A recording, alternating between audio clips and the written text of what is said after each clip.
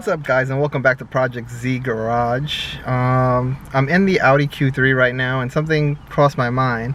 We never did the 5 things I hate about it. And seeing that it's about 7 years now we've had it, and from 2015, I think we purchased it in 2015. We just about almost hit 60,000 miles on it. So I think now is the perfect time to kind of go over all the little things that we don't like about it or issues that we have with it. But before I even go into that, let's just state the car has been great overall. Functionality, you know, size wise, the whole 9 yards. Its performance, reliability has all been great. Overall, the car has been good, no major issues with it, but you know, with everything, there are little things that bother you or issues that you run into. So let's start with the interior. For the most part, the interior has been really good. It's a nice interior. It's pretty, you know, pretty well made. It's very intuitive on all the buttons. It's easy to use, but you know, Audi, I feel on the Q3 did cheap out on some of the things, like a little bit too much plastic in certain areas. And one of the big things, seeing that, remember, this is a daily driven car, it's sitting outside, it's in the sun, it's in the cold. You know, you want your interior to stand up to those changes in weather, the sunlight and things like that. And I feel like the A4, you know, that we had, the interior just held up better, even though it was 10 years older than this. It still held up better, and then I'll show you a couple of spots where it's really starting to bother me and I want to change it out, because not for nothing, we are not rough on interiors. Our interiors are super clean. If you look at anything here, it's very nice and clean. You know, and it's a nice, as you can see, it's a nice interior. You know, it's a nice place to be. It has a nice steering wheel, got all your buttons and controls here. But then you go to the door, and here are some of the issues I have. Like this trim, like on the A4, this was like aluminum or it was some sort of metal over plastic. This is like all plastic, and look, it's already like, you know, it's come apart. You know, like you could shove it in. It used to be able, you could push it and it would stay, but now it's just popping out. So now that needs to get replaced or taken apart, because it might be that it's coming apart from the actual plastic that it's hooked onto, which is what it looks like in there. So now that needs to get fixed, which I think is really bad, because in such a, you know, premium car, you would think you would have nicer trim and things. The other part is where you touch this the handle. Like, you know, I don't have any rings on or anything on like that, but now check this out. The like plastic, it has like the soft touch material on it, is starting to bubble up and rip and come apart. And like, look at the buttons and everything are fine, but then you come here and I just think this is bad. On the A4, which is 10 years older than this, which had whatever the synthetic leather wrapped or whatever plastic that it had, well, held up so much better than this. This sucks. This is not good. And to get this part to replace it is very expensive. You know, it's like $100, $100 and something dollars, because now this piece here is included with this surround here that the buttons are all connected to. And if you want to replace this piece here, this is a separate piece. So now it's starting to get that. So now it gets expensive just to replace the parts here that you would want to. So you would have to try to find one that's in better condition. Instrument cluster has been really good. But let's go stay with the interior stuff. Now the chairs, the leather chairs have held up well, as you can see, not too bad. Minimal wear, as long as you keep them treated, which is what we do. I try to treat them a couple times a year and keep them clean. You know, they hold up very well. So kind of nitpicky stuff, but you know, it's technically an Audi. You know, it's a premium brand. You would think even on the lower models, which the Q3 is on a lower model, the interior would still be held to a higher standard, I feel. And I think a lot of the other big reviewing companies like, you know, whatever, Road and Track, Car and Driver, those things like that, that do the reviews, I think they said the same thing. There was a lot of plasticky stuff in here. It seemed like they try to cut costs by using plastic and then like covering it with like a soft touch to give you a better feel. But the thing is, the soft touch material on the plastic is not great. You know, and this is, all right, I'm showing you like the worst of it right now, but this started happening maybe a couple years after we had it, which I feel is kind of, you know, especially for the minimal use that, not minimal use, but for just regular use, not heavy duty. We don't have kids that are going in and out and touching it with all sorts of things. We're constantly cleaning it to make sure everything is, you know, not getting deteriorated. It should hold up a lot better, you know. And the same thing's happening to the other side. Not as bad because, you know, the driver usually sees the worst of it. So I'm showing you the worst of it. As far as the center console has been pretty good. Not too many issues. As you can see, the buttons and all of that have been holding up pretty well. The radio screen, that's been good. Shifter, all this area here has been good. This trim here, no major issues. So that's been good. But you know, I think Audi's been slacking on the interior on this and on the handles there. Another part of the interior that we'll talk about. So I don't know if this will be considered, we're still sticking on number one, but let's go to the trunk, because that's another place where I think they kind of came up with a bad design that didn't hold up that great. So let's head over there. Guys, so let me bring your attention to the trunk. It's not the biggest trunk, but then again, this is kind of a small crossover SUV. And it's nice that Audi gives you this shade for the back so people can't see in. But one of the issues that we faced with it is that I feel like a lot of people probably had this problem, is when you open it and close it, it puts a lot of stress on these locking pieces and they end up cracking. So you kind of can see where there it cracked on that side, and it's cracked on this side too. And that's just from regular use. So, and now to replace that, you have to replace this whole piece on both sides if you want to fix that. And so I feel like they could have came up with a better way of locking that in place, but it is nice to have to cover the trunk. Now, talking about the trunk, if we close this, so it has an electrical trunk, you can see here that we fitted a rear view camera. Now the 2015s didn't come optioned standard with a camera. I think in 2016 they started doing it, making it a standard option.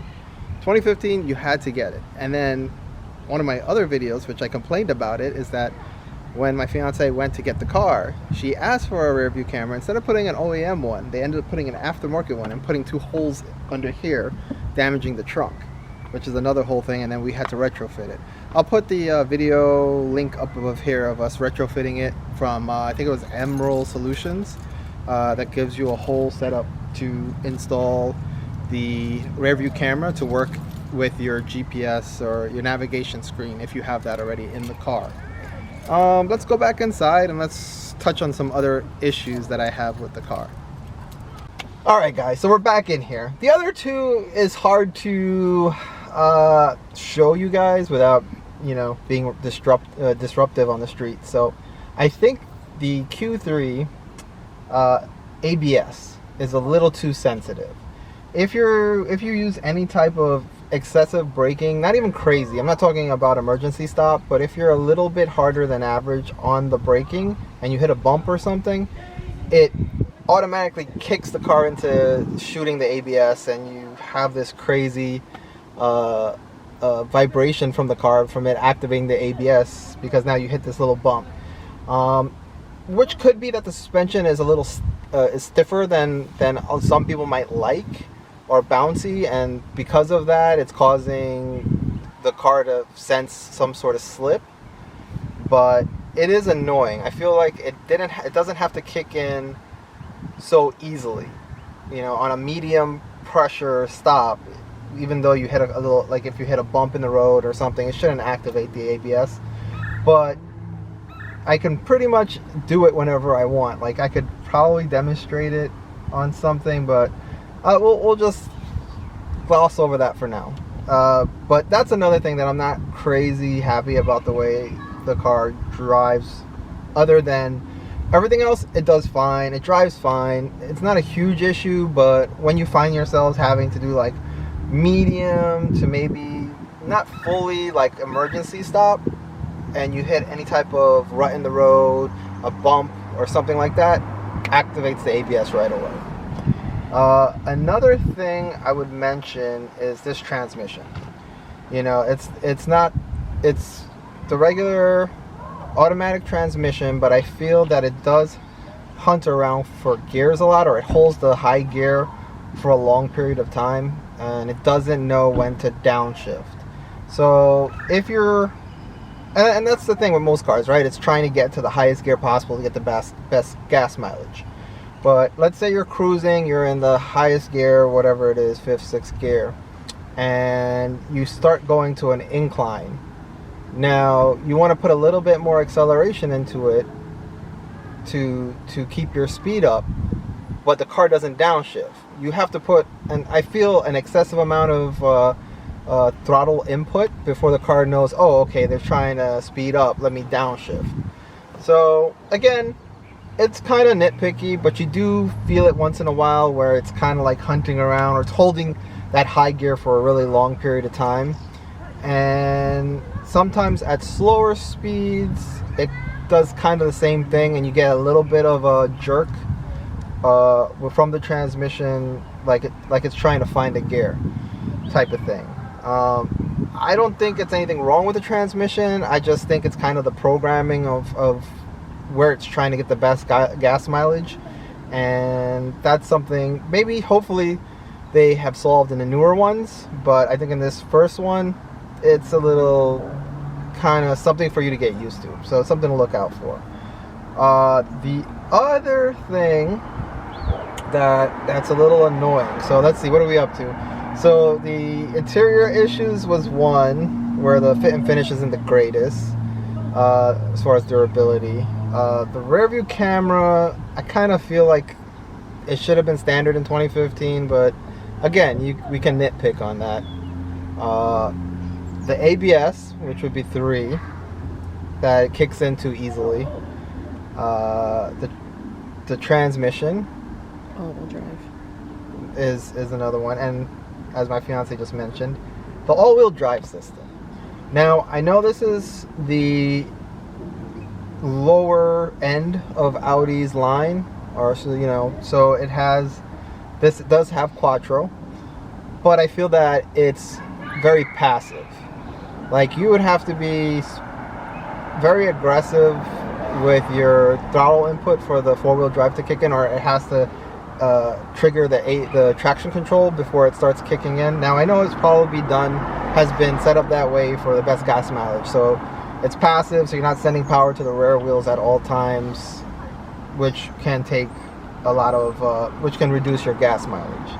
I think that, but it does also become annoying, because when it was snowing during the seasons where we get a decent amount of snow, if you're trying to get out of a spot or you're on a hill where it's a little icy, you would see a noticeable amount of slip from the front wheels before the rear wheels would kick in. So, not a huge fan of that. The A4 was really good at the all-wheel drive system. I felt like that was more an on and off type of situation, where as soon as the car was slipping at all, or you always felt like you were always in 4-wheel drive, kinda. This, you kind of feel like you're in front-wheel drive. If you accelerate a little hard, you can spin the tires from the front wheels. So it takes a little while for the back wheels to kick in. Like, it has to sense those front wheels slipping before it kicks in the rear wheels. So I think that's another one that's a problem. An extra one. So that would be my 5 issues with the car. But let's throw in an extra. The extra one is a turning radius. The turning radius on this car is not great. The Mercedes, the ML, which is a lot larger than this car, maybe not huge, but like definitely a lot bigger than this car, can literally make a full U-turn in the space of, you know, of a one lane road.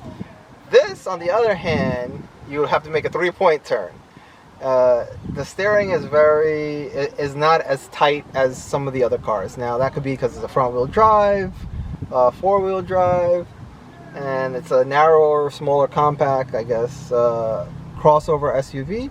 But it's something to notice if you are in an area where you need to have a lot better handling or a tighter turning radius. This does not have the greatest turning radius in a car.